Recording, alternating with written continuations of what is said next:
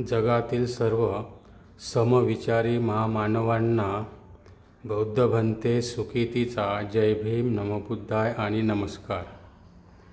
मी भंते सुकीती देवाचे अस्तित्व का नाकारतो याचे वस्तुनिशीशी निगडीत उदाहरणाद्वारे पटवून देतो.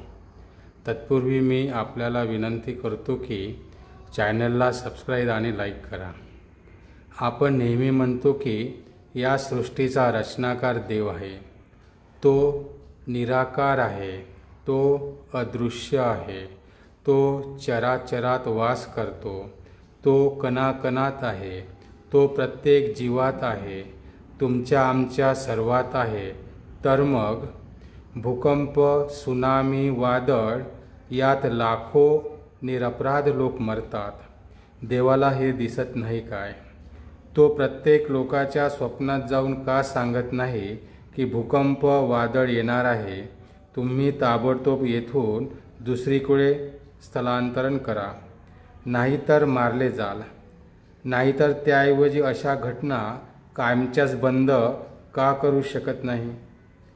घडवायच्याच आहे तर अशा निर्जन ठिकाणी का घडवत नाही जेथे कोणीही राहत नाही?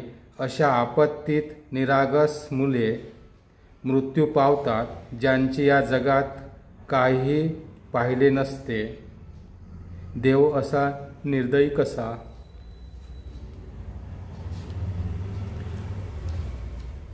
दुसरा पॉइंट आहे दुष्काळ आणि उपासमार. आता यामध्ये बघा, आफ्रिका तसेच भारताच्या काही भागात लहान मुले अन्नाविना मृत्युमुखी पडतात.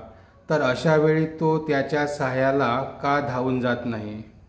अशा ठिकाणी योग्य वेळेस पाणी पाडून अन्नधान्य पिकवू शकला असता व भुकेलेल्यांना अन्न देऊ शकला असता. श्रीलंकेमध्ये 5व्या सदीमध्ये 12 वर्षाचा दुष्काळ पडला. तेव्हा तेथील लोकांना खायला काहीच मिळत नसल्यामुळे भिक्षूंना मारून खाऊ लागले. तसेच काही भिक्षू भारतात पळत आले. काही भिक्षू समुद्राच्या काठावर उगवणारे गवत व लव्हाळे खाऊन जगू लागले. माता आपल्या मुलांना मारून खाऊ लागल्या. निसर्गात जे काही जीवजंतू मिळेल त्यांना मारून खाऊ लागले. अशा परिस्थितीत देव कुठे होता? त्याने तेथील दुष्काळ का नष्ट केला नाही आणि लोकांच्या मदतीला का धावून आला नाही? यावरून आपल्याला एक लक्षात येते की देव जर असता तर त्याला लोकांचे दुःख कळले असते. बलात्कार आणि अत्याचार बघा, जर आपण भारतातला विचार केला तर भारतात दररोज 84 बलात्कार होते, तेही रजिस्टर. अनरजिस्टर तर हजारोच्या वर. आपण बघितलं की देव चराचरात आहे, म्हणजे देव बलात्कार करतो त्याच्यामध्ये सुद्धा आहे आणि जिच्यावर बलात्कार करतो तिच्यामध्ये सुद्धा आहे. याचा अर्थ देवच देवावर बलात्कार करतो असा नाही होत काय? जिच्यावर बलात्कार होतो ती तर अशी नाही म्हणत ना, ये आणि माझ्यावर बलात्कार कर. ती ओरडत तर असेलच ना. मग हा काय बहिरा वगैरे झाला असतो तर नाही ना. देव आपल्यावरच बलात्कार करतो आणि मारूनही टाकतो. हा एवढा नरसंहारी कसा काय होऊ शकतो? यावरून आपल्या काय लक्षात येते की तो जर असता तर तो लवकरच धावत गेला असता आणि जी दुःखी आहे, कष्टी आहे, तिची मदत केली असती. नंतरचा पॉईंट बघा, यावरून आपल्या काय लक्षात येईल? दलितांवरील अत्याचार. आपण म्हणतो की देवाने ही संपूर्ण सृष्टी बनविली आहे, तो कणाकणात आहे. तर मग पेशव्यांच्या काळामध्ये दलितांच्या कमरेला झाडू आणि गळ्याला गाडगे का लावले? त्यांनी दुपारीच घराच्या बाहेर निघावे असे निर्बंध का लावले? जर हा पेशवा किंवा त्याचा मंत्री रस्त्याने येत असेल तर गड्ड्यामध्ये कुदावे आणि लपून राहावे असा का निर्बंध लावला? ह्या देवाने आपल्याजवळ यायला त्यांना का मनाई केली? ज्या त्याच्या भक्तांनी हे नियम बनविले त्याच्यावर त्याने काय कारवाई केली? याचा बदला म्हणून पाचशे महाराजांनी 28,000 ब्राह्मणांचा वध केला तर त्यांना शाबासकी का दिली नाही? अशा वेळेस हा देव काय आंधळा होऊन बसला असतो? हा काय तमाशा बघायच्याच कामाचा असतो? यावरून आपल्याला काय लक्षात येते? देव काय फक्त तमाशा बघायचा आणि दुःख द्यायच्या एवढ्याच कामापुरता आहे का?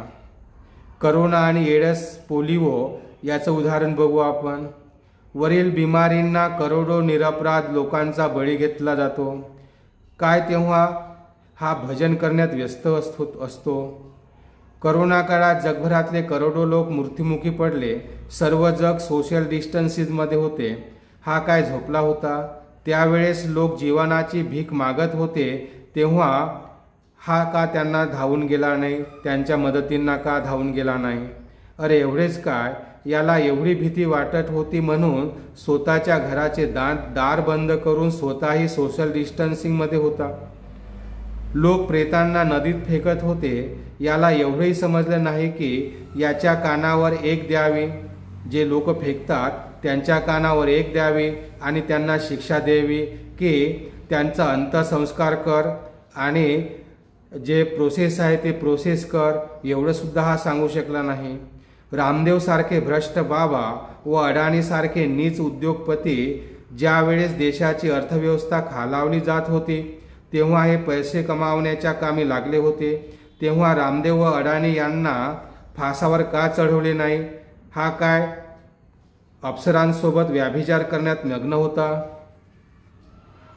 यावरून आपल्या काय लक्षात येऊ शकते?